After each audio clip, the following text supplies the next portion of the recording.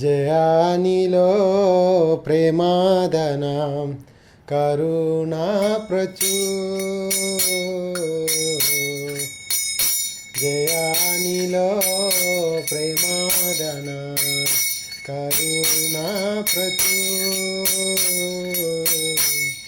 एना प्रभु कोता गेला आचार्यताको हेना प्रभु कोता गेला आचार्य ताकू कहा मोरा स्वरूप रूपा कहा सनातन कहा मोरा स्वरूप रूपा कहा सनातन कहा दशरघु नादा पतित पावन कहा दशरघुनादा पतित पावन कहा मोरा बत जुग कहा कबीरा कहा मोरा बत जुग कहा कबीरा एक काले कोता गेला गौरा नगरा एक काले कोता गेला गौरा नगरा आशाने कुटीप माता अनाले पसीप आशाने कुटीप माता अनाले पसीप गौरंगा गुणेरा निधि कोता गेले पावो गौरंगा गुणेरा निधि कोता गेले पावो केशवा संगीरा संगे जे कोइलो बिला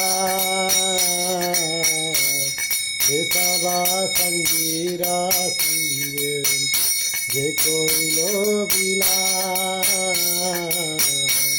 से संगा न पाया कांडे नरो समगा से संगा न पाया कांडे नरो समगा हरे कृष्णा कृष्णा कृष्णा हरे हरे हरे राम राम राम हरे हरे हरे कृष्णा कृष्णा कृष्णा हरे हरे हरे राम राम राम हरे हरे हरे कृष्णा कृष्णा कृष्णा हरे हरे हरे राम राम राम हरे हरे हरे कृष्णा कृष्णा कृष्णा हरे हरे हरे राम राम राम हरे हरे जय राधा गोविंद राधे जय श्रीरंगना जय श्रीरंगना जय प्रभुपदा जय प्रभुपदा जय प्रभुपदा जय गुरुदेवा गुरुदेवा जय गुरुदेवा निताई गौर हरि बोल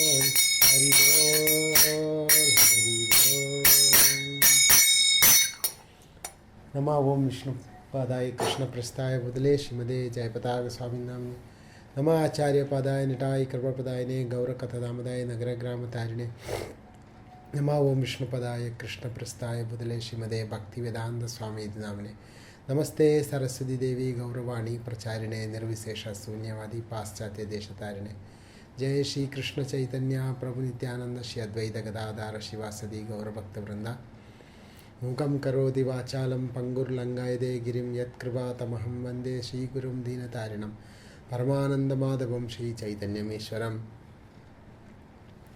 हरे कृष्ण.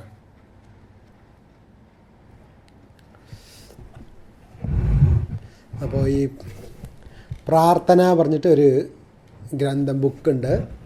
അത് വന്നിട്ട് നരോത്തമദാസ് താഗൂർ എന്ന് പറഞ്ഞ ഒരു വൈഷ്ണവ ആചാര്യൻ എഴുതിയ ബുക്കാണ്. പാട്ടുകൾ, കീർത്തനങ്ങൾ. അപ്പോൾ ഈ പ്രാർത്ഥന എന്നുള്ള ബുക്കിലുള്ള പാട്ടുകളൊക്കെ സിമ്പിളായിട്ടുള്ള ബംഗാളി ഭാഷയിലാണുള്ളത്. അപ്പോൾ വളരെ കുറച്ച് നമ്മൾ ട്രൈ ചെയ്ത് വായിച്ചാൽ നമുക്കത് മനസ്സിലാക്കാൻ പറ്റും. അപ്പോൾ അതിൽ ഒരിക്കൽ ഒരു ഗൗരകിഷോർ ദാസ് ബാബാജി പറഞ്ഞിട്ട് ഒരു ഭക്തൻ, നമ്മളെ ഗുരുപരമ്പര ഫോട്ടോയിലുണ്ടാവുമല്ലോ, നമ്മളെ ആൾട്ടറിൽ പൂജ ചെയ്യുന്നതിൽ രണ്ടാമത്തെ ഫോട്ടോ, പ്രഭുപാദിൻ്റെ ഗുരു, അദ്ദേഹത്തിൻ്റെ ഗുരു ഗൗരകിഷോർ ദാസ് ബാബാജി എന്ന് പറയും. അപ്പോൾ അദ്ദേഹത്തിൻ്റെ അടുത്ത് ഒരാൾ വന്ന് ചോദിച്ചു വന്ന്, എനിക്ക് ഈ കൃഷ്ണഭക്തി വേണം, കൃഷ്ണഭക്തി കിട്ടണമെങ്കിൽ എന്താ ചെയ്യേണ്ടതെന്ന് ചോദിച്ചു വന്ന്. അപ്പോൾ അദ്ദേഹം പറഞ്ഞു, അന്നത്തെ കാലത്ത് കൃഷ്ണഭക്തിയോ അതിനെന്താണ് ഒരു 50 രണ്ടണ ഉണ്ടെങ്കിൽ മതി കൃഷ്ണഭക്തി കിട്ടുമെന്ന് പറഞ്ഞത്. അന്നത്തെ കാലത്ത് അണ പറഞ്ഞാൽ നമ്മൾ പറയില്ല, 50 വയസ്സിക്ക് അണ എന്നൊക്കെ പറയില്ല, അതുമാതിരി 2 അണ ഉണ്ടെങ്കിൽ മതി കൃഷ്ണഭക്തി കിട്ടുമോ, അതിനെന്താണല്ലോ ചോദിച്ചു വന്നു. അപ്പോൾ 2 അണയിൽ കൃഷ്ണഭക്തി കിട്ടുമോ, അതെങ്ങനെയാണെന്ന് ചോദിച്ചു വന്നു. അപ്പോൾ അദ്ദേഹം പറഞ്ഞത്രേ, 2 അണ പൈസ എടുത്തിട്ട് മാർക്കറ്റിൽ പോയിട്ട് പ്രാർത്ഥന എന്ന് പറയുന്ന ഒരു ബുക്കും, പിന്നെ അതേ നരോത്തംദാസ് താഗൂർ എഴുതിയ ഇനിയൊരു ബുക്കുണ്ട്, പ്രേമഭക്തി ചന്ദ്രിക പറഞ്ഞിട്ട്. ഈ 2 ബുക്ക് വായിച്ചാൽ ഓട്ടോമാറ്റിക്കായിട്ട് നമുക്ക് കൃഷ്ണഭക്തി കിട്ടും. ആ 2 ബുക്കിൽ എഴുതിയിട്ടുള്ള പാട്ടുകൾ അതൊക്കെ നമ്മൾ വായിച്ചാൽ നമുക്ക് തീർച്ചയായിട്ടും കൃഷ്ണൻ്റെ അടുത്തുള്ള പ്രേമഭക്തി കിട്ടും എന്നുള്ളത് അങ്ങനെ പറയത്രേ. അപ്പോൾ ഈ പ്രാർത്ഥന എന്നുള്ള ബുക്കിലുള്ള കീർത്തനമാണ് നമ്മളിപ്പോൾ പാടിയത്, ജയനിലോ പ്രേമധന എന്നുള്ള ഈ കീർത്തനം. അതുമാതിരി രാധാകൃഷ്ണൻ്റെ ദിവ്യമായ കീർത്തനങ്ങൾ, ചൈതന്യ മഹാപ്രഭുവിനെ പറ്റി നമ്മളെ എല്ലാ വേദശാസ്ത്രങ്ങളെയൊക്കെ ഒരു എസൻസ്, സാരാംശമായിട്ട് ഈ കീർത്തനത്തിൽ എഴുതിയിട്ടുണ്ട്.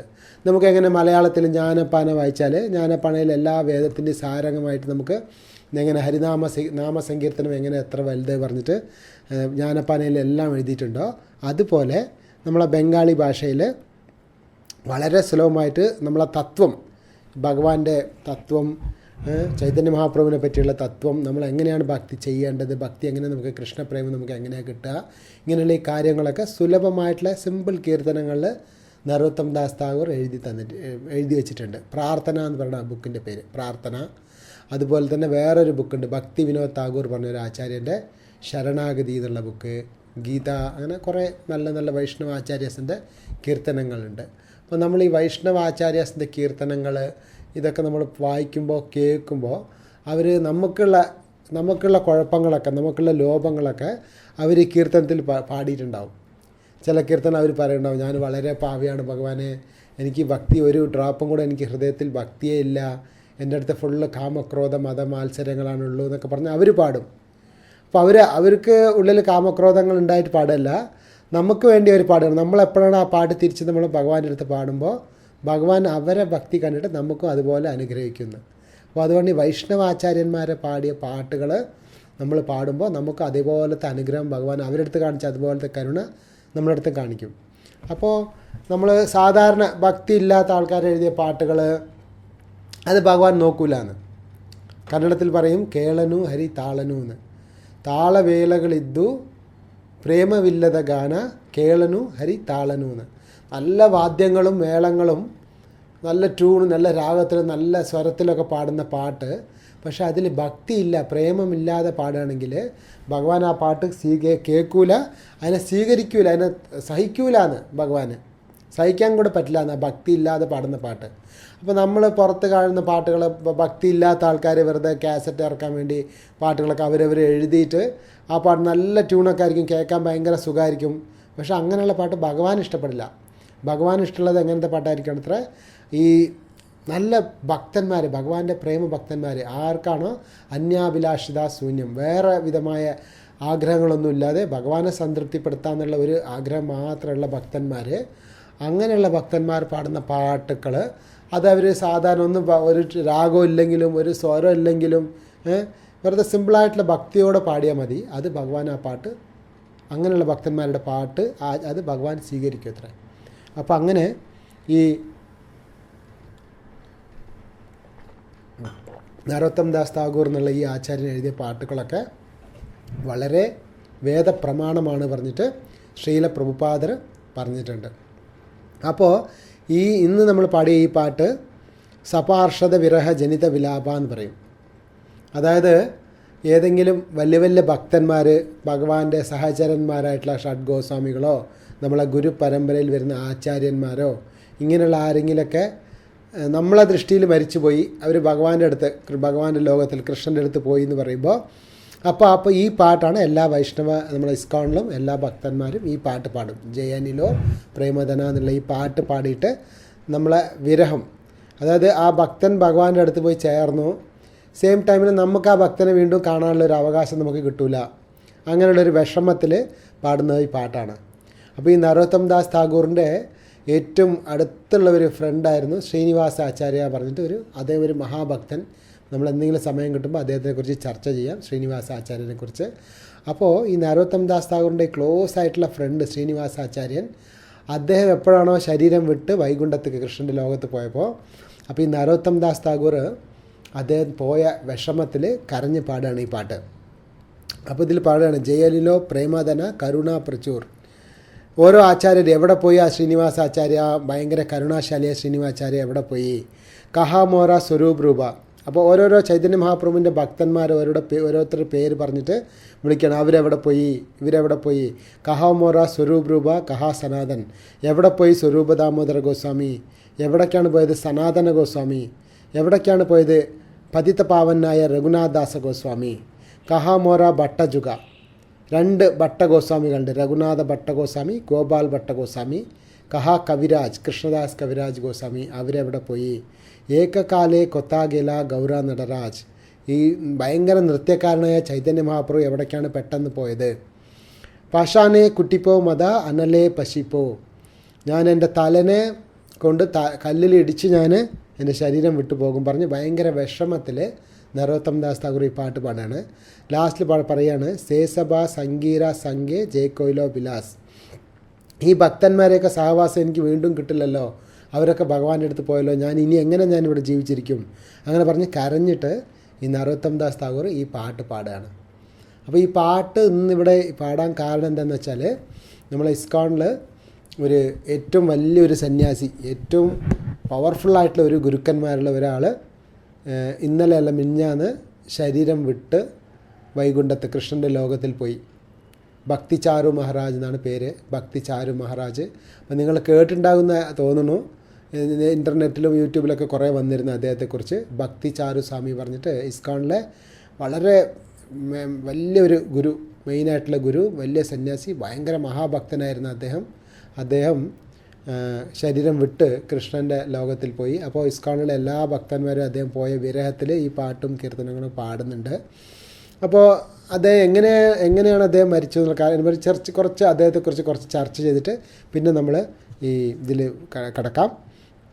അപ്പോൾ ഈ ഭക്തിചാരു മഹാരാജ് എന്ന് പറഞ്ഞാൽ അദ്ദേഹം പ്രഭുപാദിൻ്റെ വളരെ പ്രിയപ്പെട്ട ശിഷ്യനായിരുന്നു. 1976 പ്രഭുപാദിനെ കണ്ടുമുട്ടി. അദ്ദേഹം ബംഗാളിൽ ജനിച്ചിരുന്നു.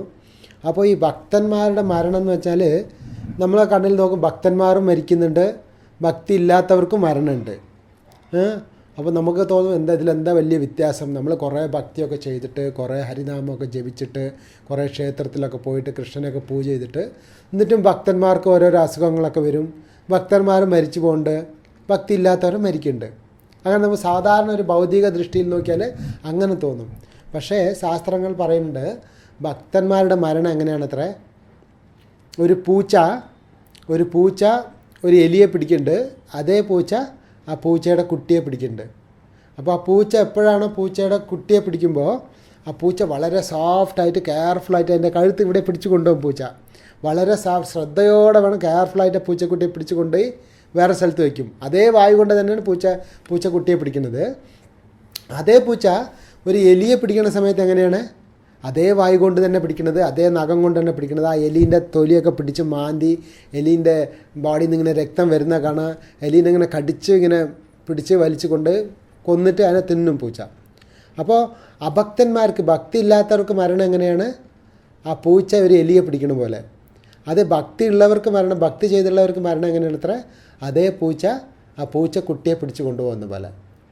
അപ്പോൾ രണ്ടുപേരും മരിക്കും. അപ്പോൾ ഭക്തന്മാർക്കും മരണമുണ്ട്, ഭക്തി ഇല്ലാത്തവർക്കും മരണമുണ്ട്. പക്ഷേ ആ മരണത്തിലാണ് വ്യത്യാസം. ആ ഭക്തന്മാർക്ക് മരണം എങ്ങനെയാണ് അത്ര? ഒരു സുഖമായ അനുഭവമായിരിക്കും. എന്നുവെച്ചാൽ അവർ കൃഷ്ണനെ കാണാൻ പോവുകയാണ്. അവർ ജീവിതകാലം മുഴുക്ക കൃഷ്ണനെ ഭജൻ ചെയ്തിട്ട് അന്ത്യകാലേ നാരായണ സ്മൃതി എന്നാണ് പറയുക. അവർ ജീവിതകാലം മുഴുക്ക എന്തിനാണ് ഭഗവാനെ വിളിക്കുന്നത്? ആ ലാസ്റ്റ് സമയത്തിൽ, ആ മരണം എന്നുള്ള കഷ്ടമായ സമയത്തിൽ ഭഗവാനെക്കുറിച്ച് വിളിച്ച് ഭഗവാന്റെ ധാമത്തിൽ പോയി, കൃഷ്ണൻ്റെ ധാമത്തിൽ പോയി സുഖമായിരിക്കാൻ. മലയാളത്തിൽ പാട്ടിൽ വരില്ലേ? കരളി വിവേകം കൂടാതെ കണ്ട അരനിമിഷം വ്രത കളയരുതാരും മരണം വരുമിണി എന്ന് നിനച്ചിയ കരുതുക സതതം നാരായണാരെ. അപ്പോൾ നമ്മൾ മരണം വരുന്നു വിചാരിച്ചിട്ട് എപ്പോഴും നമ്മൾ ഹരിനെ വിളിക്കണം എന്ന് പറയും ശാസ്ത്രങ്ങളിൽ. അപ്പോൾ ഭക്തന്മാർക്ക് വരുന്ന മരണം എങ്ങനെയെന്ന് വെച്ചാൽ വളരെ സുഖമായുള്ള മരണം.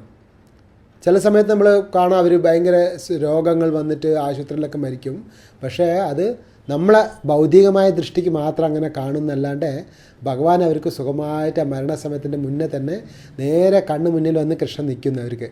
അതായത് മരണസമയത്തിൽ ഈ വാദം, കഫം എന്നുള്ള സാധനങ്ങളൊക്കെ വന്ന് ഈ കഴുത്തിൽ വന്ന് തൊണ്ടയിലൊക്കെ വന്ന് ഇങ്ങനെ പിടിക്കും അത്ര, എല്ലാ സാധാരണ ജീവികൾക്കൊക്കെ.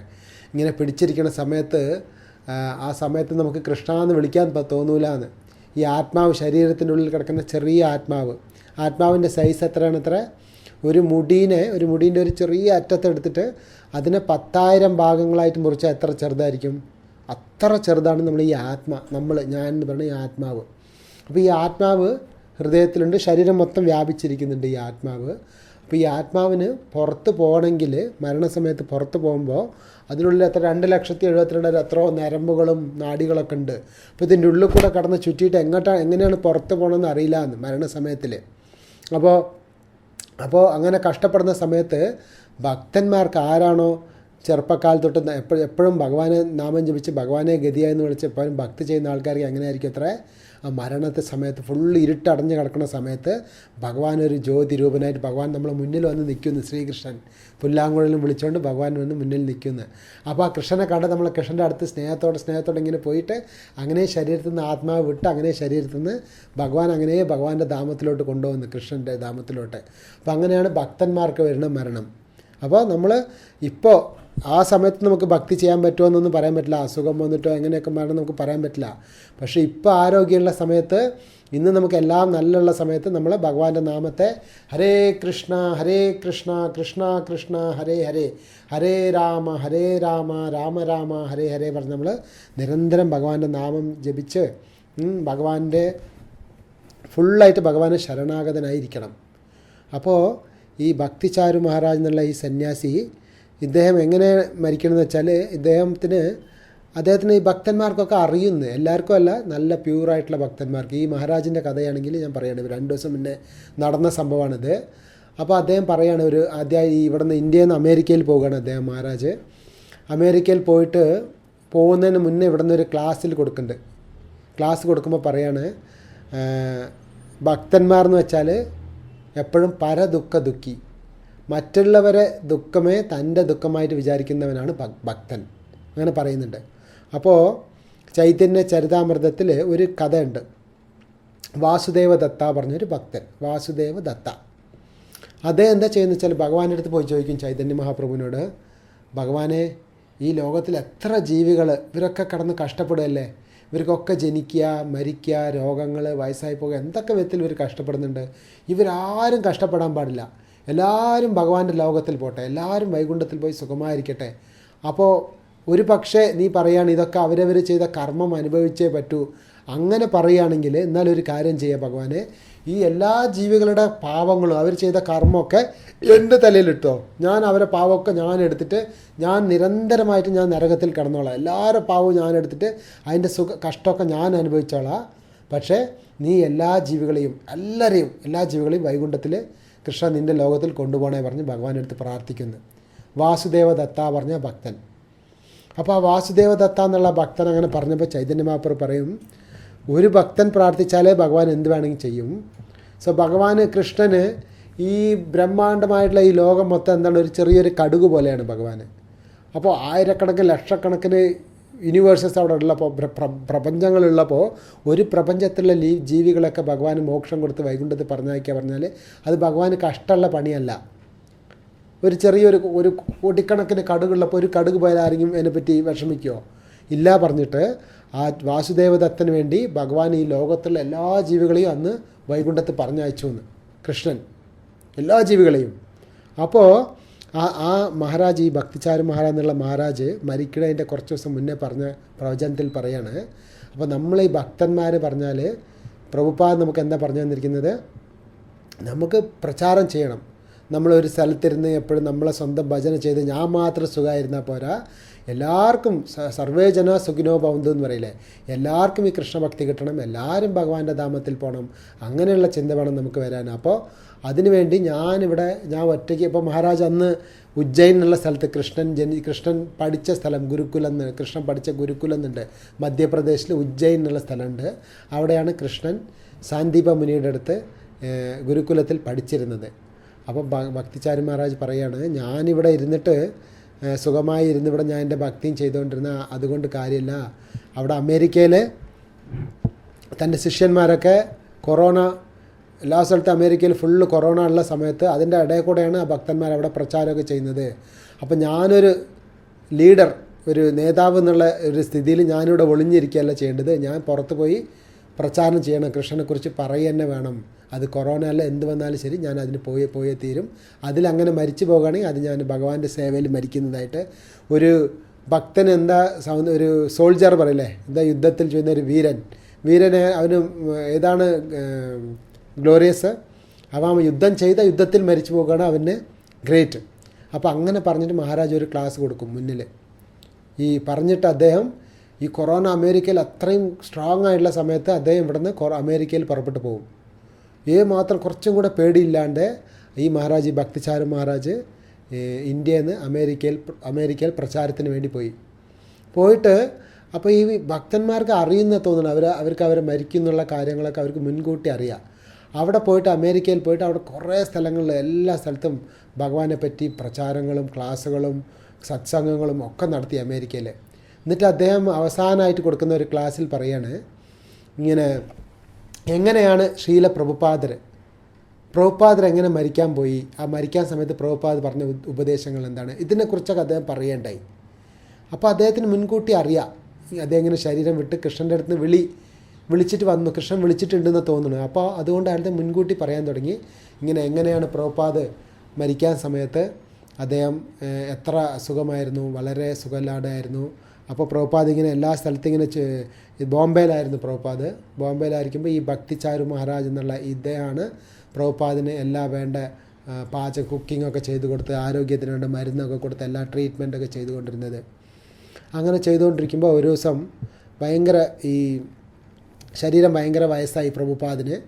വയസ്സായി അങ്ങനെ ഇരിക്കുന്ന സമയത്ത് അപ്പോൾ ഇന്നത്തെ ഈ ബജാജ് കമ്പനിയില്ലേ, ബജാജ് പൾസർ, ബജാജിൻ്റെ ആട്ടോ വണ്ടികളൊക്കെ അല്ലേ, ബൈക്കുകളൊക്കെ അല്ലേ, അതിൻ്റെ ഓണർ പ്രഭുപാദിനെ കാണാൻ വന്നിട്ട് പ്രഭുപാദിനോട് പറയും, പ്രഭുപാദ് ഇപ്പോൾ നിങ്ങളിവിടെ വയസ്സായ കണ്ടീഷനിൽ ഈ ബോംബെയിലിരിക്കണ കാലാവസ്ഥ ശരിയാകണില്ല, അപ്പോൾ ഈ സമയത്ത് നിങ്ങളെവിടെയും കുറച്ച് ദൂരത്ത് കുറച്ച് നല്ല സ്ഥലത്ത് പോയി താമസിച്ചാൽ ശരീരം ആരോഗ്യം വീണ്ടും നന്നായിരിക്കും. അപ്പോൾ അതിനുവേണ്ടി നിങ്ങൾ ഋഷികേശിൽ പോയാൽ അവിടെ ഗംഗാനദിയുണ്ട്, ആ ഗംഗാനദിയുടെ തീരത്തിൽ നിന്നാൽ ശരീരത്തിൻ്റെ ആരോഗ്യമൊക്കെ നന്നാവും പറഞ്ഞ് അദ്ദേഹം പറയും. അപ്പോൾ പ്രഭുപാദ് ശരി പറഞ്ഞിട്ട് പ്രഭുപാദും ഈ ഭക്തിചാരു സ്വാമി, അന്ന് ചെറിയ ചെറുക്കനായിരുന്നു, ഇവരെല്ലാവരും കൂടെ ചേർന്നിട്ട് ഋഷികേശിൽ പോയി. ഋഷികേശ് പറഞ്ഞാൽ ഹരിദ്വാർ ഋഷികേശ് എന്ന് പറയും. അവിടെ ഗംഗാതീരത്തിൽ പോയിട്ട് അവിടെ പ്രഭുപാദ് ഇരിക്കുന്ന സമയത്ത് ഒരു ദിവസം പ്രഭുപാദ് പറയും, എനിക്ക് കൃഷ്ണൻ്റെ അടുത്ത് നിന്ന് കൃഷ്ണൻ എന്നെ വിളിക്കുന്നുണ്ട്, എനിക്കപ്പോൾ തിരിച്ച് വേഗം ഉടൻ തന്നെ എന്നെ വൃന്ദാവനത്തിൽ കൊണ്ടുപോകണം, ഞാൻ കൃഷ്ണൻ്റെ അടുത്ത് എനിക്ക് കൃഷ്ണൻ എന്നെ വിളിക്കുന്നുണ്ട് പറഞ്ഞിട്ട് പറയും. അപ്പോൾ ഉടൻ തന്നെ ഈ ഭക്തിചാരു മഹാരാജ് അന്ന് പ്രഭുപാദിന് സേവ ചെയ്യാണ്. അപ്പോൾ അദ്ദേഹം ഉടൻ തന്നെ ഒരു കാറൊക്കെ വിളിച്ച് റെഡിയാക്കിയിട്ട് പ്രഭുപാദിനെ വൃന്ദാവനത്തിൽ കൊണ്ടുവന്നു. വൃന്ദാവനത്തിൽ അപ്പോൾ പ്രഭുപാദ് ഇതേമാതിരി തന്നെ ഭക്തന്മാർക്ക് അവർക്ക് എങ്ങനെയെന്ന് വെച്ചാൽ അവർക്ക് അറിയുന്നുണ്ട് മരണത്തിനെ കുറിച്ചൊക്കെ. അപ്പോൾ പ്രഭുപാദ് ഉടനെ അവിടെ വൃന്ദാവനത്തിൽ പോയിട്ട് അവിടെ താമസിക്കും. എന്നിട്ട് എല്ലാ ഭക്തന്മാരെയും വിളിച്ചിട്ട് പറയും, എനിക്കിങ്ങനെ ഭഗവാൻ വിളിക്കുകയുണ്ടായി, അപ്പം ഞാൻ തിരിച്ച് പോവുകയാണ്, അപ്പം നിങ്ങളൊക്കെ എങ്ങനെ ഭജൻ ചെയ്യണം, എങ്ങനെ ഭക്തി ചെയ്യണം പറഞ്ഞ് എല്ലാ ഉപദേശങ്ങളും കൊടുക്കും പ്രഭുപാദ് എല്ലാ ഭക്തന്മാർക്കും. അപ്പോൾ എല്ലാ ഭക്തന്മാരും കൂടെ കരഞ്ഞിട്ട് പ്രഭുപാദിനോട് പറയും, പ്രഭുപാദ് ഞങ്ങളൊക്കെ ഇപ്പോൾ പുതിയ ഭക്തന്മാർ ഇപ്പോൾ ജപിക്കാൻ തുടങ്ങിയിട്ടേ ഉള്ളൂ. അപ്പോൾ എങ്ങനെയാണ് ഇസ്കോൺ അന്തർജാതീയ കൃഷ്ണ ചൈതന്യ സംഘം ഇത്രയും വലിയൊരു ഉദ്യമത്തെ, ഒരു സൊസൈറ്റിനെ മുന്നോട്ട് എങ്ങനെ കൊണ്ടുപോകുന്നു ഞങ്ങൾക്ക് ഒരു വിവരവുമില്ല. എല്ലാം ഫോറിനിൽ നിന്നുള്ള ഭക്തന്മാരാണ്, അവർക്ക് കൃഷ്ണഭക്തി എല്ലാം പുതിയതായി പഠിച്ചു വരുന്നേ ഉള്ളൂ. അപ്പോൾ അവരൊക്കെ അങ്ങനെ പ്രാർത്ഥിച്ചപ്പോൾ കരഞ്ഞ് പ്രാർത്ഥിക്കും, പ്രഭുപാദ് ഇപ്പം നിങ്ങൾ വിട്ടുപോയാൽ ഞങ്ങൾ എങ്ങനെയാണ് ഈ കൃഷ്ണഭക്തിയിൽ മുന്നോട്ട് പോകുക, ഞങ്ങൾക്ക് ഈ ഭക്തിനെക്കുറിച്ച് ഒന്നും അറിയില്ലല്ലോ പറഞ്ഞ് എല്ലാവരും കരഞ്ഞ് പ്രാർത്ഥിച്ചപ്പോൾ പ്രഭുപാദ് ഒന്ന് കുറച്ച് നേരം കണ്ണ് മൂടി ഇരുന്നിട്ട് പറയും, കൃഷ്ണൻ്റെ അടുത്ത് പ്രാർത്ഥിക്കും. അപ്പോൾ അതിൻ്റെ മുന്നേ പ്രഭുപാദ് പറയായിരുന്നു, എനിക്കിനി നിങ്ങൾ പാചകം പ്രസാദം ഒന്നും ഉണ്ടാക്കണ്ട, ഇനി ഞാനൊന്നും കഴിക്കണില്ല, ഞാൻ അങ്ങനെ ഇനി ഭഗവാന്റെ അടുത്ത് പോകാൻ തീരുമാനിച്ചിരിക്കുകയാണ് പറഞ്ഞ് പ്രഭുപാദ് കഴിക്കണതൊക്കെ നിർത്തി.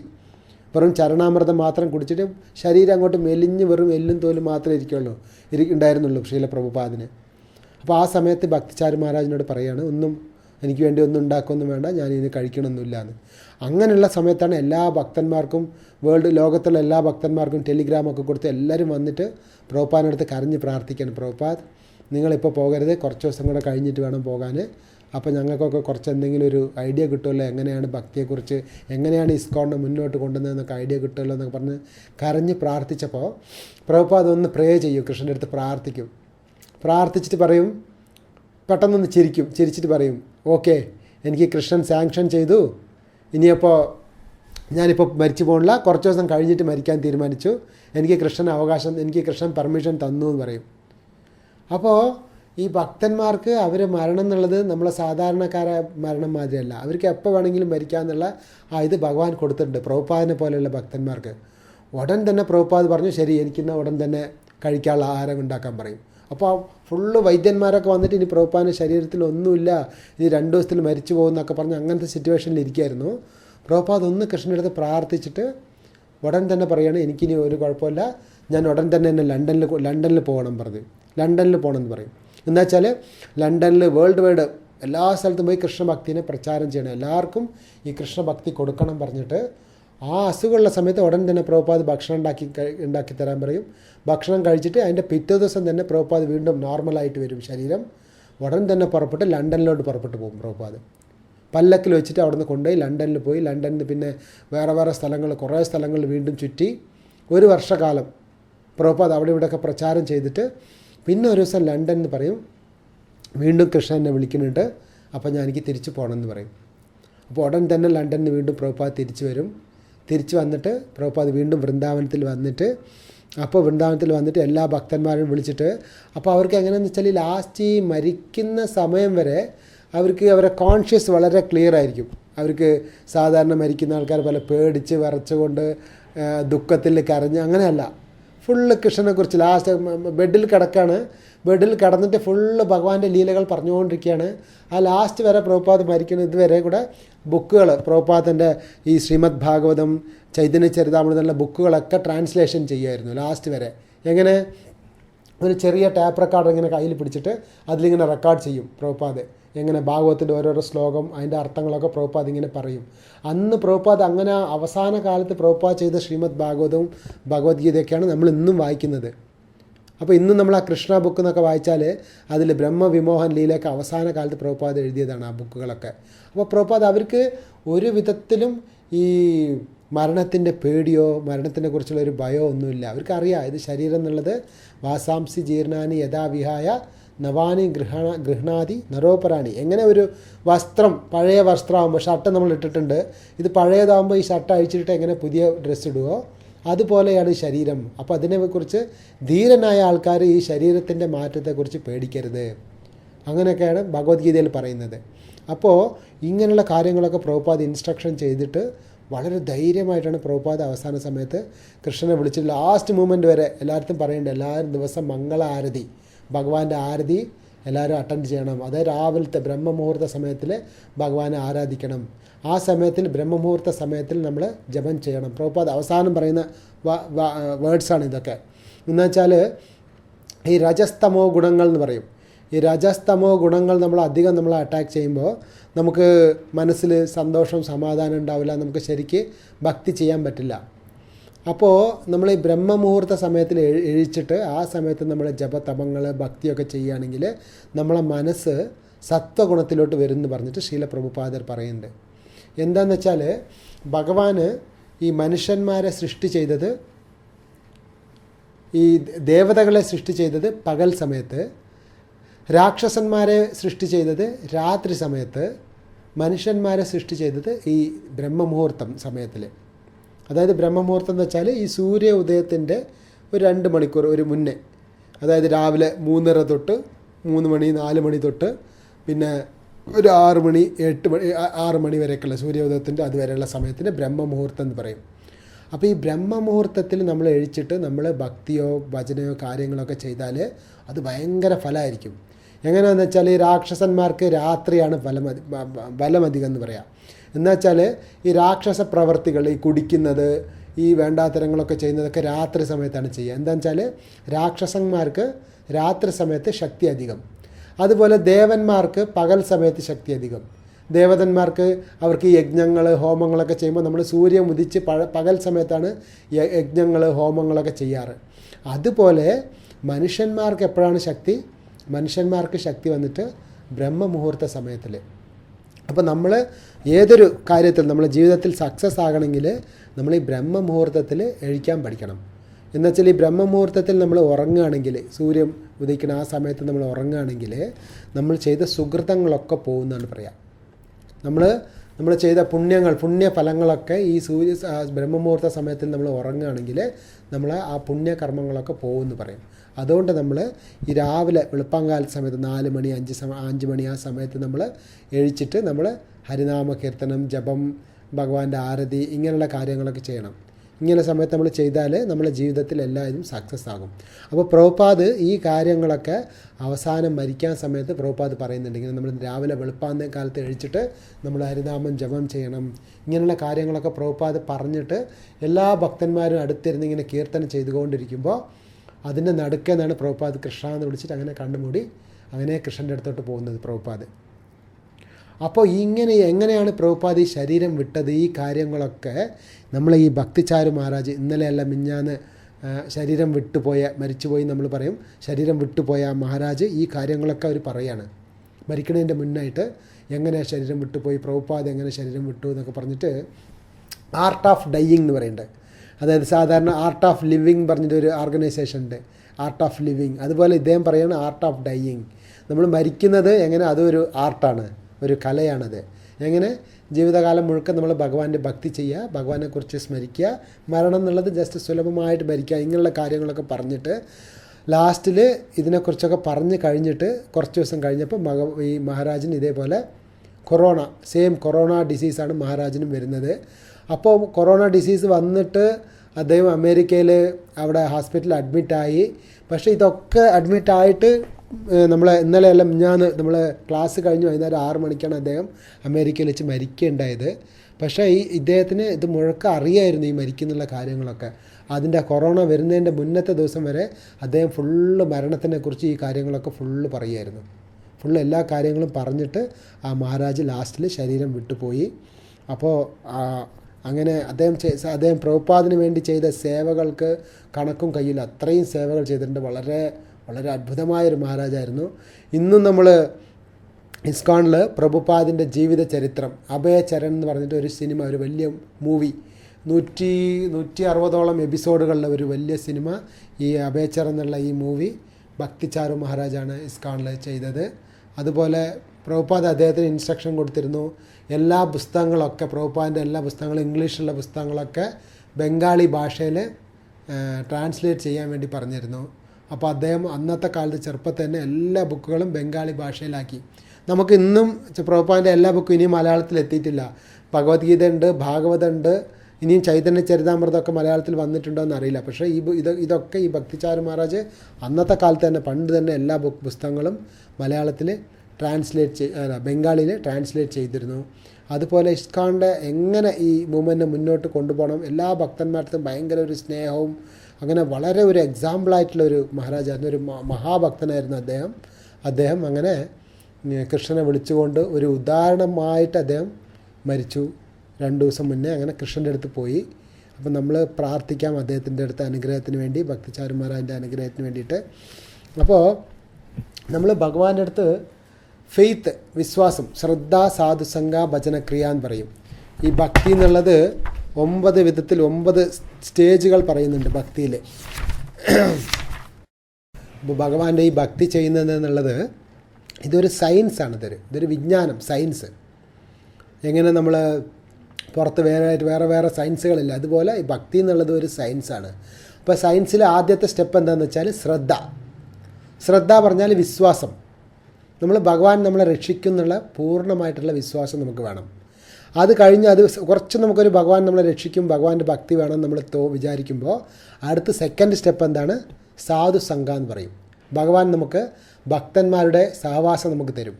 ഭക്തന്മാരുടെ അടുത്ത് നിന്ന് ഭഗവാനെക്കുറിച്ച് കേൾക്കാനുള്ളൊരു അവകാശം നമുക്ക് തരും. ഇതിന് സാധുസംഗ എന്ന് പറയും. അപ്പോൾ ഈ ഭക്തന്മാരുടെ കൂടെ നമ്മൾ സാധുസംഗം ചെയ്ത് ഭഗവാനെക്കുറിച്ച് കേൾക്കുമ്പോൾ എന്താവും? അതിൻ്റെ അടുത്ത സ്റ്റെപ്പ്, 3ാമത്തെ സ്റ്റെപ്പ് വന്നിട്ട് ഭജനക്രിയ എന്ന് പറയും. ഭജനക്രിയ. ഈ ഭജനക്രിയ എന്ന് വെച്ചാൽ ഈ ഭക്തന്മാരുടെ കൂടെ ഉടൻ തന്നെ നമ്മൾ എന്ത് ചെയ്യും? നമ്മൾ ഹരിനാമം ജപിക്കാൻ തുടങ്ങും.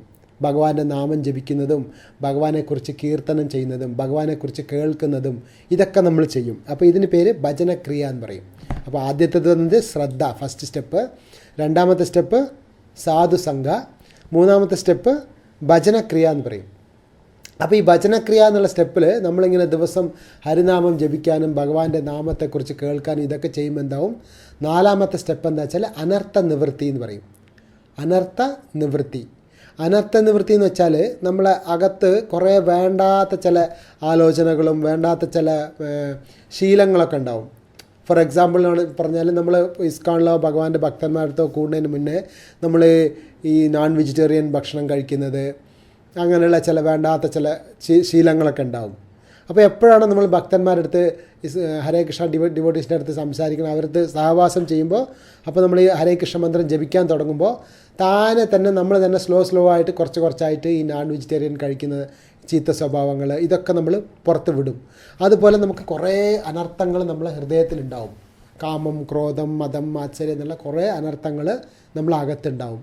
അപ്പോൾ ഈ അനർത്ഥ നിവൃത്തി എന്നുള്ള ഒരു സ്റ്റെപ്പ് 4ാമത്തെ സ്റ്റെപ്പ്. അത് എത്ര ദിവസം എടുക്കും, എത്ര ജന്മം എടുക്കും നമുക്ക് പറയാൻ പറ്റില്ല. അത് അനർത്ഥ നിവൃത്തി എന്നുള്ള ആ 4ാമത്തെ സ്റ്റെപ്പ് വളരെ വലിയ സ്റ്റെപ്പാണത്. അത് കുറേ സമയം എടുക്കും. അനർത്ഥങ്ങൾ, നമ്മുടെ ഹൃദയത്തിലുള്ള അനർത്ഥങ്ങളൊക്കെ പോകാൻ ഹരിനാമം ജപിച്ച് ദിവസം ഹരേ കൃഷ്ണ കൃഷ്ണ കൃഷ്ണ ഹരേ ഹരേ, ഹരേ രാമ രാമ രാമ ഹരേ ഹരേ പറഞ്ഞ് ഭഗവാന്റെ നാമം ദിവസം ജപിച്ച് ഭഗവാനെക്കുറിച്ച് കേൾക്ക നമ്മളെ ഹൃദയത്തിലുള്ള ഈ കൽമഷങ്ങളൊക്കെ, അനർത്ഥങ്ങളൊക്കെ പോകാൻ തുടങ്ങും. ഈ അനർത്ഥങ്ങളൊക്കെ പോകുമ്പോൾ അതിൻ്റെ അടുത്ത സ്റ്റേജ്, 5ാമത്തെ സ്റ്റേജ് ഭക്തിയിൽ നിഷ്ഠ എന്ന് പറയും. നിഷ്ഠ എന്ന് വെച്ചാൽ സ്റ്റഡി ആയിട്ട് ഒരു ഭഗവാന്റെ ഭക്തിയിൽ ഒരു ഫിക്സ്ഡ് ആയിട്ടിരിക്കും. അവർക്ക് അപ്പോൾ ഈ ജപിക്കുക എന്ന് പറഞ്ഞാൽ അതൊന്നും കഷ്ടം തോന്നില്ല. അങ്ങനെയുള്ളൊരു സ്റ്റേജ്, അത് നിഷ്ഠ എന്ന് പറയും. ആ നിഷ്ഠ സ്റ്റേജിൽ നിരന്തരമായിട്ട് അവരങ്ങനെ നിരന്തരമായിട്ട് സ്റ്റഡി ആയിട്ട് ജപവും ഭജനയും ചെയ്യുമ്പോൾ അതിൻ്റെ അടുത്ത 6ാമത്തെ സ്റ്റേജ് ഭക്തിയിൽ രുചി എന്ന് പറയും. രുചി എന്ന് പറയുമ്പോൾ നമുക്ക് നല്ല ആഹാര പദാർത്ഥങ്ങൾ കഴിക്കുമ്പോൾ നമുക്കൊരു രുചി, ടേസ്റ്റ് തോന്നൂലേ? അതുപോലെ ഈ ഭഗവാന്റെ ഒരു ഭക്തിയിൽ ഭഗവാന്റെ നാമം ജപിക്കുമ്പോൾ അതിൽ നമുക്കൊരു രുചി കിട്ടും. എങ്ങനെ നല്ല മധുര പദാർത്ഥം കഴിക്കുമ്പോൾ, മധുരമുള്ള പലഹാരങ്ങൾ കഴിക്കുമ്പോൾ നമുക്കത് നിർത്താൻ പറ്റണില്ലയോ, അതുപോലെ ഈ ഭഗവാന്റെ നാമം ജപിക്കുമ്പോൾ നമുക്ക് ആ ഹരിനാമം നിർത്താൻ പറ്റില്ല എന്ന്. നിരന്തരം നമ്മൾ ഹരിനാമം ജപിച്ചുകൊണ്ടിരിക്കും. ഭഗവാനെക്കുറിച്ച് കേൾക്കാനുള്ള ആസക്തി കൂടുതൽ വരും. ഇങ്ങനെയുള്ള ഒരു സ്ഥായി, ഒരു സ്റ്റേജിന് പേര് 6ാമത്തെ സ്റ്റേജാണ് ഭക്തിയിൽ. അതിന് രുചി എന്ന് പറയും, രുചി. അതിൻ്റെ അടുത്ത സ്റ്റേജ് ആസക്തി, 7ാമത്തെ സ്റ്റേജ് ഭക്തിയിൽ. ഈ ഭഗവാന്റെ അടുത്ത് ഈ രുചി കൂടുതൽ ഭക്തിയോടെ ജപിക്കുമ്പോൾ ആസക്തി എന്നുള്ള ഒരു സ്റ്റേജ്. അതിന് നേച്ചറായിട്ട് ഭഗവാന്റെ അടുത്ത് ഭഗവാനെക്കുറിച്ച് കേൾക്കാനുള്ള ഒരു ആഗ്രഹം, ഇങ്ങനെയുള്ള സ്ഥായിന് ആസക്തി എന്ന് പറയും. ഈ ആസക്തിയോട് കൂടെ ഭക്തി ചെയ്യുമ്പോൾ, ഭഗവാനെക്കുറിച്ച് ചിന്തിച്ച് ഭഗവാന്റെ ഭക്തി ഭജനകളൊക്കെ ചെയ്യുമ്പോൾ അതിൻ്റെ അടുത്ത സ്റ്റേജാണ് 8ാമത്തെ സ്റ്റേജ്, ഭാവ എന്ന് പറയും. ഭാവത്തിലുള്ള ഭക്തി, ഭാവത്തിലുള്ള ഭക്തി. ആ ഭാവ സ്റ്റേജ്, അതിൻ്റെ അടുത്ത ലാസ്റ്റ് സ്റ്റേജാണ് ഭക്തിയിൽ 9ാമത്തെ സ്റ്റേജാണ് പ്രേമ എന്ന് പറയും. കൃഷ്ണപ്രേമം എന്ന് പറയില്ലേ, ആ പ്രേമ എന്നുള്ള സ്റ്റേജ്. ആ പ്രേമ എന്നുള്ളത് ഹയസ്റ്റ് സ്റ്റേജ്. അപ്പോൾ ഇത് സ്റ്റെപ്പായിട്ട് നമ്മൾ ഭക്തിയിൽ വരുന്നത്. നമ്മൾ ആദ്യം വന്നിട്ട് എന്താണ് ഇതിൻ്റെ ആദ്യത്തേത്? എന്താണ്? ശ്രദ്ധ. ശ്രദ്ധ എന്ന് വെച്ചാൽ വിശ്വാസം. ഭഗവാൻ നമ്മളെ രക്ഷിക്കും. നമ്മളെ ഭഗവാന് ഭക്തി ചെയ്താൽ നമ്മളെ എല്ലാ ദുഃഖങ്ങളിൽ നിന്നും ഭഗവാൻ നമ്മളെ കൊണ്ടുപോകും. നമ്മളെ കൃഷ്ണൻ്റെ ലോകത്തിൽ പോകും. കൃഷ്ണനെ നമ്മൾ നേരിൽ കാണുന്നുള്ള ഒരു വിശ്വാസം നമ്മൾ വരുത്തുന്നതിന് ആദ്യത്തെ സ്റ്റെപ്പ്. അതിന് പേരാണ് ശ്രദ്ധ. ശ്രദ്ധ പറഞ്ഞാൽ ഭഗവാന്റെ വാക്കുകളിൽ വിശ്വാസം. അതെങ്ങനെ വെച്ചാൽ ഇതിനൊരു കഥ പറയാറുണ്ട്. സാധാരണ ഒരിക്കൽ ഒരാൾ ഇങ്ങനെ ഒരു മലയുടെ മുകളിൽ ഇങ്ങനെ നടന്ന് പോയിക്കൊണ്ടിരിക്കുക അത്ര, ഒരു മലയുടെ മുകളിൽ. അങ്ങനെ നടന്ന് പോയിക്കൊണ്ടിരിക്കുമ്പോൾ അയാൾ പെട്ടെന്ന് ഒരു കാല് തെറ്റി വീണു. രാത്രി സമയത്ത് മലയുടെ മുകളിൽ നിന്ന് ഒരു കാല് തെറ്റിയിട്ട് മലയിൽ നിന്ന് താഴോട്ട് വീണ് അയാൾ ഭയങ്കര ഉയർന്ന് താഴെ വീണുകൊണ്ടിരിക്കുമ്പോൾ വീണ് താഴോട്ട് ഇങ്ങനെ വന്നുകൊണ്ടിരിക്കുകയാണ്. പെട്ടെന്ന് വഴിയിൽ എന്തോ ഒന്ന് കിട്ടി, പിടിക്കാൻ ഒരു കയർ പോലെ എന്തോ കിട്ടി. അതിലിങ്ങനെ പിടിച്ചിങ്ങനെ തൂങ്ങിക്കിടക്കുകയാണ്. അതിലിങ്ങനെ 2 കൈയും പിടിച്ചിട്ട് അയാൾ തൂങ്ങിക്കിടക്കുകയാണ് മലയുടെ മുകളിൽ, മലയിൽ നിന്ന് താഴോട്ട് വരുമ്പോൾ. അപ്പോൾ തൂങ്ങിക്കിടന്നിട്ട് ഭഗവാനെ വിളിക്കുകയാണ്, കൃഷ്ണ രക്ഷിക്കണേ പറഞ്ഞ് വിളിക്കുകയാണ് അയാൾ. ഇരുട്ടത്ത് ഒന്നും താഴെ എന്താണെന്നൊന്നും കാണില്ല. അങ്ങനെ മലയിൽ നിന്ന് വീണ്ടും ഇങ്ങനെ തൂങ്ങിക്കിടക്കുകയാണ്, ഒന്നും അറിയണില്ല. അങ്ങനെ രക്ഷിക്കണേ എന്ന് വിളിച്ച സമയത്ത് ഭഗവാനെ കൃഷ്ണ രക്ഷിക്കണേ പറഞ്ഞപ്പോൾ ആകാശത്തുനിന്നൊരു സൗണ്ട് വന്നു. ഒരു അശരീരി കേട്ടു. നീ ഒന്നുമില്ല, നിൻ്റെ കൈ ഇവിടെ, ഞാൻ നിന്നെ രക്ഷിക്കാമെന്ന് പറഞ്ഞു. നിൻ്റെ കൈ അവിടെ തൂങ്ങിക്കിടക്കല്ലേ, 2 കൈയിലും ഇങ്ങനെ മലയുടെ മുകളിൽ നിന്ന് ഇങ്ങനെ വരുമ്പോൾ എന്തോ ഒരു കയറോ എന്തോ ഒരു മരത്തിൻ്റെ വള്ളിയോ എന്തോ കിട്ടുക, അതിലിങ്ങനെ തൂങ്ങിക്കിടക്കാണ്. അപ്പോൾ നീ കൈ വിട്ടോ, ഞാൻ രക്ഷിക്കാൻ പറഞ്ഞു. അപ്പോൾ ഈ കൈ വിട്ടാൽ രക്ഷിക്കാമെന്ന് ഭഗവാൻ മുകളിൽ നിന്ന് പറഞ്ഞപ്പോൾ ഈ കേൾക്കുന്ന ആൾക്ക് വിശ്വാസമല്ല. ഭഗവാൻ കൈ വിട്ടാൽ ഇപ്പോൾ ഞാൻ താഴെ പോയി എവിടെ വീണ്, എത്ര താഴെ ഡീപ്പിൽ പോകുമോ, വീണ് എൻ്റെ കൈയും കാലൊക്കെ പൊട്ടി ചത്തു പോകുമോ വിചാരിച്ചാൽ ആ ഭഗവാന്റെ വാക്കിൽ വിശ്വാസമില്ലാണ്ട് അയാൾ എന്ത് ചെയ്തു, രാത്രി തൊട്ട് പകൽ വരെ കൈയും അങ്ങനെ പിടിച്ചുകൊണ്ട് അങ്ങനെ കഷ്ടപ്പെട്ട് ഇങ്ങനെ തൂങ്ങി. 2 കൈയും വേദന എടുക്കുന്നുണ്ട്, ശരീരമൊക്കെ വേദന എടുക്കുന്നുണ്ട്. എന്നാൽ ആ കൈ വിടാണ്ട് അങ്ങനെ പിടിച്ചു നിന്നു. എന്തുകൊണ്ടാണ് അങ്ങനെ പിടിച്ചു നിന്നത്? ഭഗവാന്റെ വാക്കിൽ വിശ്വാസമല്ല. ഭഗവാൻ പറഞ്ഞു കൈ വിട്ടാൽ ഞാൻ രക്ഷിക്കാമെന്ന്. പക്ഷേ ആൾ വിശ്വസിച്ചില്ല. പിന്നീട് കുറേ കഴിഞ്ഞ് രാവിലെ വെളുപ്പാങ്കാലത്ത് 6 മണിയായി, 7 മണി, സൂര്യോദയം എത്തി നോക്കിയപ്പോൾ അയാൾ ആ തൂങ്ങിക്കിടക്കുന്ന കയറിനും താഴെ ഭൂമിക്കുള്ള ഡിസ്റ്റൻസ് എത്ര? വെറും ഒരടി ഗ്യാപ്പ്, ജസ്റ്റ് ഒരു ജാം ഗ്യാപ്പേ ഉള്ളൂ ആ ഭൂമിക്കും. അപ്പോൾ കൈ വിട്ടാൽ സുഖമായി താഴെ എത്തിയിട്ട് അങ്ങനെ സുഖമായി കടന്നുറങ്ങായിരുന്നു. പക്ഷേ ആ ഭഗവാൻ പറഞ്ഞ വാക്കിൽ അയാൾക്ക് വിശ്വാസം ഇല്ലാത്തതുകൊണ്ട് ആ രാത്രിയൊക്കെ അങ്ങനെ ഉറക്കല്ലാണ്ട് ആ കയറിൽ തൂങ്ങിക്കിടന്ന് കഷ്ടപ്പെട്ടു എന്ന്. അപ്പോൾ നമ്മൾ ഇതുപോലെ ആകരുത്. ഭഗവാൻ പറഞ്ഞ വാക്കിൽ വിശ്വാസത്തോടുകൂടി ശ്രദ്ധയോടെ കൂടെ ഷഡ്വിധ ശരണാഗതി എന്ന് പറയും. 6 വിധത്തിലുള്ള ശരണാഗതി പറഞ്ഞിട്ട് നമ്മൾ ഭഗവത്ഗീതയിലെ 66-ാമത്തെ ചാപ്റ്ററിൽ പറയുന്നുണ്ട്. വിശ്വാസ ഇതി രക്ഷതി, എന്നെ ഭഗവാൻ രക്ഷിക്കുന്നുള്ള പൂർണ്ണമായ വിശ്വാസം നമുക്ക് വേണം.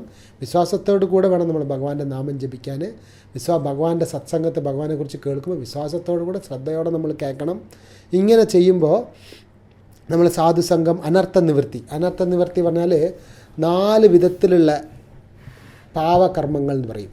അതായത് മാംസഭക്ഷണം, ഇൻടോക്സിക്കേഷൻ, എന്താ പറയുക, ഈ മദ്യപാനം, ഇല്ലിസിറ്റ് സെക്സ് എന്ന് പറയുക, എന്താണ് വ്യഭിചാരം, ഗാംബ്ലിങ് എന്ന് വെച്ചാൽ ചീട്ടുകളി, ഇങ്ങനത്തെ ഈ 4 കാര്യങ്ങൾ എന്താണെന്ന് വെച്ചാൽ ഈ മാംസഭക്ഷണം ചെയ്യുന്നത് കൊണ്ട് ഈ ദയ എന്നുള്ള ഒരു ഗുണം നമ്മളടുത്ത് പോകും.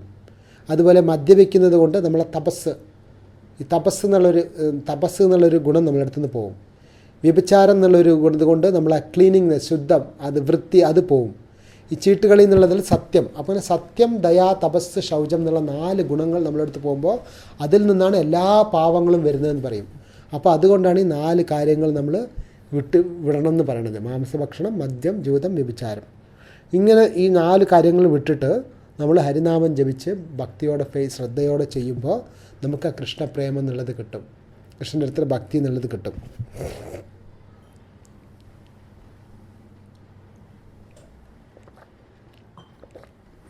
നമ്മൾ ചില സമയത്ത് ഈ ആവശ്യമില്ലാത്തതിലൊക്കെ നമ്മൾ വിശ്വാസം ഉണ്ടാവും. എങ്ങനെ, നമ്മളൊരു ഫോർ എക്സാമ്പിൾ നമ്മളൊരു ബാർബർ ഷാപ്പിൽ പോകുമ്പോൾ ബാർബർ നമുക്ക് ഷേവിങ് ചെയ്യാണ്.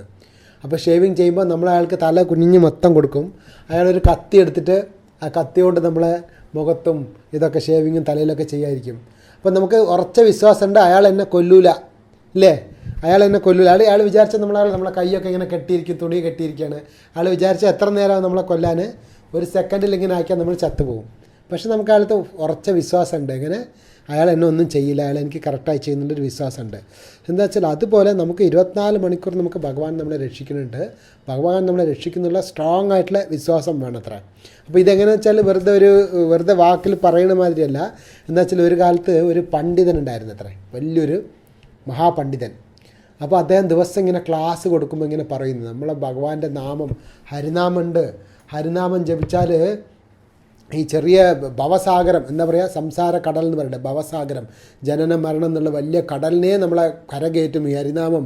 അപ്പോൾ ഈ ഹരിനാമം ജപിച്ചാൽ വലിയ സംസാര കടലേ കടന്നു പോകാമെന്നൊക്കെ പറഞ്ഞ് ഭയങ്കരമായിട്ട് ഇയാളിങ്ങനെ ക്ലാസ് കൊടുക്കുന്നു. അപ്പോൾ അവിടെ ക്ലാസ് കേൾക്കാൻ വേണ്ടി വരുന്ന ഒരു സ്ത്രീ, ആ സ്ത്രീ ദിവസം പാൽ എടുത്തുകൊണ്ട് വരുന്നു. അവരുടെ വീട്ടിൽ കൊടുക്കാൻ വേണ്ടി പാൽ എടുത്തുകൊണ്ട് വരുന്നു. പാൽ കറക്കുന്ന ഒരു സ്ത്രീയാണ്. അപ്പോൾ പാൽ കറന്ന് കൊണ്ടുവരുന്ന ആ സ്ത്രീ ദിവസം ഇങ്ങനെ വരുമ്പോഴൊക്കെ ഇങ്ങനെ കേൾക്കും, ഹരിനാമം ജപിച്ചാൽ നമ്മളെ ഈ ഭവസാഗരത്തിൽ നിന്ന് നമ്മളെ രക്ഷപ്പെടുത്തും ഹരിനാമം, അങ്ങനെയൊക്കെ പറഞ്ഞ് ഇതൊക്കെ കേട്ടപ്പോൾ ആ സ്ത്രീക്ക്, അവൾക്കത് ഭയങ്കര വിശ്വാസം. അവൾ ശ്രദ്ധയോടാണ് കേൾക്കുന്നത്, ഒന്നും ഹൃദയത്തിൽ കൽമഷങ്ങളൊന്നുമില്ല, ശ്രദ്ധയോടെ കേട്ട് ആ വിശ്വാസത്തോടെയാണ് ജപിക്കുന്നത്. അപ്പോൾ ഒരു ദിവസം അവരെ വീട്ടിൽ നിന്ന് പുറപ്പെട്ട് വരുന്ന വഴിക്ക് പുഴയിൽ ഭയങ്കര വെള്ളം കൂടി ഭയങ്കര വെള്ളം കൂടി നിൽക്കുകയാണ്. അപ്പോൾ അവൾ പറഞ്ഞു, അപ്പോൾ അവൾക്ക് മനസ്സിൽ എന്താ ഓർമ്മ വന്നത്, ആ ഗുരുജി പറഞ്ഞിട്ടുണ്ട്, ആ സ്വാമീജി പറഞ്ഞിട്ടുണ്ട്, ഹരിനാമം ജപിച്ചാൽ ഭവസാഗരത്തിനെ കടക്കാം, അപ്പോൾ വലിയ കടലിനെ കടക്കാൻ പറ്റില്ല, അപ്പോൾ ഈ ചെറിയ പുഴയല്ലേ, ഇത് കടക്കാൻ എന്താണ് ബുദ്ധിമുട്ട് പറഞ്ഞിട്ട് അവൾ കെയർലെസ് ആയിട്ട് നല്ല വിശ്വാസത്തോടു കൂടെ ഹരേ കൃഷ്ണ കൃഷ്ണ കൃഷ്ണ ഹരേ ഹരേ, ഹരേ രാമ രാമ രാമ ഹരേ ഹരേ പറഞ്ഞിട്ട് ഭഗവാന്റെ നാമം ജപിച്ചിട്ട് ആ പുഴയിൽ കൂടെ അങ്ങനെ നടന്നപ്പോൾ അവൾ ആ വിശ്വാസത്തോടു കൂടെ ചെയ്തപ്പോൾ ആ വെള്ളത്തിൽ മുങ്ങിയില്ല. അങ്ങനെ നല്ലപോലെ വെള്ളത്തിൻ്റെ മുകളിൽ കൂടെ അങ്ങനെ നടന്ന് വെള്ളം ക്രോസ് ചെയ്ത് ഇങ്ങോട്ട് എത്തി. ക്രോസ് ചെയ്ത് ഈ ഗുരുവിൻ്റെ അടുത്ത് എത്തിയെന്ന്. അപ്പോൾ ഇയാൾ പണ്ഡിതൻ ചോദിക്കാൻ, അയ്യോ നീ എങ്ങനെ ഇവിടെ വന്നത്, പുഴയിൽ ഭയങ്കര വെള്ളമല്ല, മഴയിൽ എങ്ങനെ നീ വെള്ളം എങ്ങനെ കടന്നു വന്നത് എന്ന്. അപ്പോൾ അവൾ പറയും, സ്വാമിജി നിങ്ങളല്ലേ പറഞ്ഞത് ഈ ഹരിനാമം ജപിച്ചാൽ ഈ സംസാര കടലേ കടന്നു വരാൻ പറഞ്ഞിട്ടുണ്ട്, ഇതെന്താ ചെറിയ പുഴയല്ല, ഞാൻ ജസ്റ്റ് ഹരിനാമം ജപിച്ചിട്ട് അങ്ങനെ നടന്നു വന്നതാന്ന് പറയും. അപ്പോൾ ഈ ഗുരുജിക്ക് അയാൾക്ക് വിശ്വാസമില്ല, ആ പെണ്ണ് നടന്നു വന്നു പറഞ്ഞപ്പോൾ അയാൾക്ക് വിശ്വാസമില്ല. ഹരിനാമം ചോദിച്ച് പുഴേൻ്റെ മുകളിൽ വെള്ളത്തിൽ നീ നടന്നു വന്നോ, സത്യമാണോ പറഞ്ഞിട്ട്. അപ്പോൾ അയാൾ ശരി എവിടെ ഞാൻ നോക്കട്ടെ പറഞ്ഞാൽ അയാളും കൂടെ തിരിച്ചു വരുമ്പോൾ വരാൻ സമയത്ത് വന്ന് നോക്കിയിട്ട് അയാളെ വെള്ളത്തിൽ എന്നിട്ട് ഹരേ കൃഷ്ണ പറഞ്ഞിട്ട് അയാളിങ്ങനെ നടക്കുന്നുണ്ട്. ആ പെണ്ണ് മുന്നിൽ ഹരേ കൃഷ്ണ പറഞ്ഞിട്ട് അങ്ങനെ വെള്ളത്തിൻ്റെ മുകളിൽ കൂടെ നടക്കുന്നുണ്ട്. അവൾ മുങ്ങണില്ല, വെള്ളത്തിൻ്റെ മുകളിൽ കൂടെ നടന്ന് ക്രോസ് ചെയ്തു. പക്ഷേ ഈ ഗുരു ഇയാൾ അവിടെ വരികയാണ്. ഇയാൾ വന്നിട്ട് വെള്ളത്തിൽ ഹരേ കൃഷ്ണ പറയുന്നുണ്ട്, മെല്ലെ മുണ്ടൊക്കെ ഒന്ന് മടക്കി കുത്തിയിട്ട് വിശ്വാസമില്ലാണ്ട് ഹരേ കൃഷ്ണ എന്ന് പറഞ്ഞിട്ട് അയാൾ അങ്ങനെ വെള്ളത്തിൽ ഇറങ്ങിയപ്പോൾ വെള്ളത്തിലൊക്കെ മുങ്ങിപ്പോയി അയാൾ. അപ്പോൾ അവിടെ എന്താണ് അവിടെ, അത് വിശ്വാസം വേണം, ശ്രദ്ധയോടെ വേണം. ഭഗവാൻ എന്നെ രക്ഷിക്കും, ഭഗവാൻ അങ്ങനെ വിശ്വാസത്തോടെ ഭക്തിയോടെ കൂടെ വിളിക്കുമ്പോൾ ഭഗവാൻ അതിൻ്റെ റിയലായിട്ടുള്ള ഫലം നമുക്ക് കിട്ടും. എങ്ങനെ ദ്രൗപദി, നമ്മൾ മഹാഭാരത കഥയിൽ കേൾക്കാം, ദ്രൗപദി ആ അവസാന സമയത്ത് ദ്രൗപദിക്ക് കൗരവരെ സഭയിൽ വെച്ചിട്ട് ദുര്യോധനനും ദുശാസനും ദ്രൗപദിയുടെ വസ്ത്ര അപഹരണം ചെയ്യുന്ന സമയത്ത് അവർ എല്ലാവരും മുമ്പിൽ വെച്ച് പഞ്ചപാണ്ഡവനുണ്ട്, ഭീഷ്മരുണ്ട്, ദ്രോണരുണ്ട്, എല്ലാ വലിയ ഇതുവരൊക്കെ ഉണ്ട്, വലിയ ആൾക്കാരൊക്കെ ഉണ്ട്. അവരെ മുമ്പിൽ വെച്ചിട്ടാണ് ഈ കർണനും ദുര്യോധനനും ദുശാസനൊക്കെ ചേർന്നിട്ട് ആ ദ്രൗപദിയെ മാനഭംഗം ചെയ്യുന്നത്. ദ്രൗപദിയെ വസ്ത്രം അഴിച്ചെടുക്കാൻ വേണ്ടി ശ്രമിക്കും.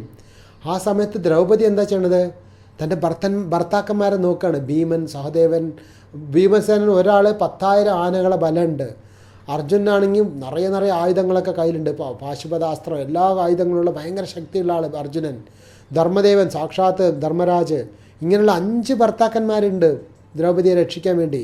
അപ്പോൾ ദ്രൗപദി ആദ്യം അവരെയൊക്കെയാണ് നോക്കുന്നത്, എൻ്റെ ഭർത്താക്കന്മാരെ എന്നെ രക്ഷിക്കൂലേ. പിന്നെ ഭീഷ്മരെയാണ് നോക്കുന്നത്, ഭീഷ്മ ദ്രോണാദി വലിയ മഹാത്മാക്കളൊക്കെ ഉണ്ട്, അവരൊക്കെ എന്നെ രക്ഷിക്കൂലേ പറഞ്ഞിട്ട് ഈ ദുശാസനും ദുര്യോധനും ശാരി ഇങ്ങനെ പിടിച്ച് വലിക്കുന്ന സമയത്ത് ദ്രൗപദി അവരൊക്കെയാണ് നോക്കുന്നത്, അവർ രക്ഷിക്കൂലേ എന്ന്. അപ്പോൾ അവരൊക്കെ തല കുനിഞ്ഞ് ഒന്നും ചെയ്യാൻ പറ്റില്ല, എന്താ വെച്ചാൽ പണയം വെച്ചില്ലേ ദ്രൗപദിയെ. അപ്പോൾ ഇനി ഒന്നും ചെയ്യാൻ പറ്റാണ്ട് ഈ പഞ്ചപാണ്ഡവരൊക്കെ തല കുനിഞ്ഞിങ്ങനെ നിൽക്കുകയാണ്, ഒന്നും ചെയ്യാൻ പറ്റാതെ. അപ്പോൾ ഭീഷ്മ ദ്രോണാദികൾ അവർക്കും ഒന്നും പറയാൻ വയ്യ, അവർക്ക് ആർക്കും ഒന്നും ചെയ്യാതെ ഉള്ളപ്പോൾ അപ്പോഴാണ് ദ്രൗപദിക്ക് വന്നത്, ഇനി ആരും എന്നെ രക്ഷിക്കില്ല, എന്നെ രക്ഷിക്കേണ്ടത് ഭഗവാൻ മാത്രമേ ഉള്ളൂ പറഞ്ഞിട്ട് കൃഷ്ണ എന്ന് വിളിക്കാൻ തുടങ്ങിയെന്ന്. കൃഷ്ണ എന്ന് വിളിക്കുന്നത് എങ്ങനെ, ഒരു കൈ കൊണ്ട് സാരി ഇങ്ങനെ, 2 കൈയിൽ സാരി ഇങ്ങനെ പിടിച്ചിട്ട് കൃഷ്ണ എന്ന് വിളിച്ചു എന്ന്. അപ്പോൾ കൃഷ്ണൻ വന്നില്ല. എന്താ വെച്ചാൽ ദ്രൗപദിക്ക് ഇനിയും ഒരു വിശ്വാസം, ഇനി എന്നെ എൻ്റെ ഈ ഭർത്താക്കന്മാരോ അവരൊക്കെ എന്നെ രക്ഷിക്കുന്നതാണ് വിചാരിച്ചത്. പിന്നീട് അവരാരും രക്ഷിക്കില്ല എന്ന് കണ്ടപ്പോൾ തൻ്റെ കൈകൊണ്ട് മുറുക്കി പിടിക്കുക, സാരീനെ പിടിച്ചിട്ട് തൻ്റെ കൈകൊണ്ട് തന്നെ രക്ഷിക്കാൻ നോക്കുകയാണ്. അപ്പോഴും കൃഷ്ണൻ വന്നില്ല എന്ന്. ലാസ്റ്റിൽ ഇനി എന്നെക്കൊണ്ട് കഴിയില്ല, ഇനി ഭഗവാൻ അല്ലാണ്ട് വേറെ ഗതിയില്ല പറഞ്ഞിട്ട് ദ്രൗപദി 2 കൈയും പിടിച്ച് ദ്വാരകാനിലയ അച്യുത കേശവ പറഞ്ഞ് വിളിച്ചപ്പോൾ 2 കൈയും പൊക്കി പിടിച്ച് കൃഷ്ണ ഇനി എനിക്ക് നീ അല്ലാണ്ട് വേറെ ഗതിയില്ല കൃഷ്ണ എന്ന് വിളിച്ചപ്പോൾ ആ സമയത്ത് കൃഷ്ണൻ അവിടെ എത്തിയെന്ന്. അവിടെ എത്തിയിട്ട് അക്ഷയ വസ്ത്രം, ഇവർ എത്ര വലിച്ച് എത്ര ഡ്രസ്സ് എടുത്താലും വീണ്ടും വീണ്ടും വസ്ത്രം അഴിക്കാൻ പറ്റാത്തത്രയുള്ള അക്ഷയ വസ്ത്രം ഭഗവാൻ കൊടുത്തു എന്ന്. അപ്പോൾ ആ വസ്ത്രം അത് അഴിച്ചഴിച്ച് അവസാനം ദുശാസനും ദുര്യോധനൻ അവരൊക്കെ തല ചുറ്റി താഴെ വീണ് അഴിക്കാൻ പറ്റാതെ അക്ഷയ വസ്ത്രം കൊടുത്തു എന്നാണ് പറയുക. അപ്പോൾ ആക്ച്വലി ഈ ദ്രൗപദി ഒരിക്കൽ മുൻപ് ഒരിക്കൽ കൃഷ്ണന് ഒരിക്കൽ എന്തോ ആയപ്പോൾ കൈ മുറിഞ്ഞപ്പോൾ ദ്രൗപദി ദ്വാരകയിൽ എവിടെ ഉള്ളപ്പോൾ ഇവിടെ നമ്മളെ ഹസ്തിനാപുരത്തിൽ കൃഷ്ണൻ്റെ കൈയൊന്നും മുറിഞ്ഞപ്പോൾ ദ്രൗപദി ഉടൻ തന്നെ തൻ്റെ സാരി കീറിയിട്ട് അതിൽ നിന്ന് ആ തുണിയെടുത്ത് ഉടനെ കൃഷ്ണൻ്റെ കൈ ചുറ്റി കൊടുത്തു എന്ന്. കൃഷ്ണന് ചെറിയൊരു വസ്ത്രം കൊടുത്തു. അപ്പോൾ കൃഷ്ണനെ തിരിച്ച് കൊടുക്കണ്ടേ? ഭഗവാന് നമ്മളൊരു ചെറിയൊരു തരി കൊടുത്താലും ഭഗവാൻ എൻ്റെ 100 ഇരട്ടിയായിട്ട് നമുക്ക് തിരിച്ച് തരാൻ വേണ്ടി കാത്തിരിക്കുകയാണ്. അപ്പോൾ നമ്മൾ ശ്രദ്ധയോടെ ഭഗവാന്റെ കൃഷ്ണൻ നമ്മളെ രക്ഷിക്കുന്നുള്ള ഫുള്ള് വിശ്വാസത്തോടു കൂടെ ഭഗവാന്റെ ഭക്തിയിൽ നമ്മൾ ഭഗവാന്റെ നാമം ജപിക്കണം, ഭഗവാന്റെ ലീലകളെക്കുറിച്ച് കേൾക്കണം. അതുപോലെ നമുക്കിപ്പോൾ ഈ 4 മാസം ചതുർമാസ കാലം തുടങ്ങി. ചതുർമാസം എന്ന് പറഞ്ഞാൽ ഈ ഇന്ന് തൊട്ട് ഇന്നലെ പൗർണിമ തൊട്ട് 4 മാസക്കാലത്തിന് ചതുർമാസം എന്ന് പറയും. ഈ ചതുർമാസത്തിൽ 4 മാസക്കാലങ്ങൾ മഴക്കാലം, അതായത് സാധാരണ ഈ സന്യാസികളൊക്കെ അവർ ഈ മഴക്കാലമാകുമ്പോൾ അവരെങ്ങോട്ടും പ്രയാണം ചെയ്യാറില്ല, ട്രാവലിംഗ് ചെയ്യില്ല. അപ്പോൾ ഒരു സ്ഥലത്തിരുന്നിട്ട് അവർ നിറയെ തപസ്സുകൾ ചെയ്യും. തപസ്സെന്ന് വെച്ചാൽ അവർ ഭക്ഷണങ്ങളൊക്കെ കുറച്ച് കൂടുതൽ ഹരിനാമം ജപിച്ച് അങ്ങനെ തപസ് ചെയ്യും. അപ്പോൾ അതിന് ചതുർമാസ സങ്കല്പം എന്ന് പറയും. അപ്പോൾ ഈ ചതുർമാസം നമുക്ക് ഇന്ന് തൊട്ട് തുടങ്ങിയിട്ടുണ്ട്. അപ്പോൾ ഭക്തന്മാർ നിങ്ങളെ കഴിയുന്ന അനുസരിച്ച് ഓരോരോ സാധനങ്ങൾ കുറേ തപസ്സെടുത്ത് കുറേ ഭക്തി ജപങ്ങളൊക്കെ അധികം ചെയ്യാറുണ്ട് സാധാരണ എല്ലാവരും.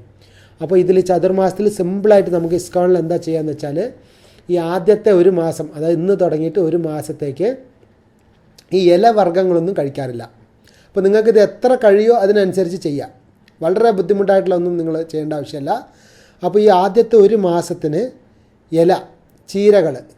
ചീരവർഗ്ഗങ്ങളൊന്നും ഈ 1 മാസത്തിന് ആരും കൂട്ടാറില്ല, ഇസ്കോണിലുള്ള ഭക്തന്മാരൊക്കെ. പിന്നെ 2-ാമത്തെ മാസം പാല് കൊണ്ടുള്ള സാധനങ്ങളൊന്നും കൂട്ടാറില്ല. പാല് മാത്രം 2-ാമത്തെ മാസം. 3-ാമത്തെ മാസം വന്നിട്ട് ഈ തൈര് ആ സാധനങ്ങൾ കൂട്ടില്ല 3-ാമത്തെ മാസം. അപ്പോൾ പാല് മറ്റുള്ളതൊക്കെ കൂട്ടാം. 4-ാമത്തെ മാസം ഈ ഉഴുന്ന് പരിപ്പ് മാത്രം 4-ാമത്തെ മാസം കൂട്ടൂല. അപ്പോൾ ഇതിന് ചതുർമാസം എന്ന് പറയും. അപ്പോൾ ഈ 4 മാസങ്ങളും എല്ലാ ഭക്തന്മാരും ഓരോരോ സാധനങ്ങൾ വിടും ആഹാരത്തിൽ. അതായത് ആദ്യത്തെ മാസം ഇന്ന് തുടങ്ങിയിട്ട് 1 മാസത്തിന് ചീര, ഇലകൾ ഇങ്ങനത്തെ സാധനങ്ങളൊന്നും കഴിക്കില്ല 1 മാസത്തിന്. 2-ാമത്തെ മാസം പാല്, 3-ാമത്തെ മാസം തൈര്, 4-ാമത്തെ മാസം ഈ ഉഴുന്ന് പരിപ്പ്. അപ്പോൾ ഈ ചതുർമാസം ചെയ്താൽ എന്തൊക്കെയാണ് ബെനിഫിറ്റ്, ആ ഓരോരോ സാധനങ്ങൾ ഈ മാസത്തിൽ കഴിക്കാണ്ടിരുന്നാൽ എന്തൊക്കെ ഫലങ്ങളുണ്ട് എന്നുള്ളത് നമ്മൾ അടുത്ത ക്ലാസ്സിൽ നാളെ അല്ല മറ്റന്നാൾ നമ്മൾ അതിനെക്കുറിച്ചുള്ള ഫലങ്ങളെക്കുറിച്ച് നമ്മൾ ചർച്ച ചെയ്യാം. ശ്രീല പ്രഭുപാദ് കീ ജയ്. ശ്രീല ഗുരുദേവ്.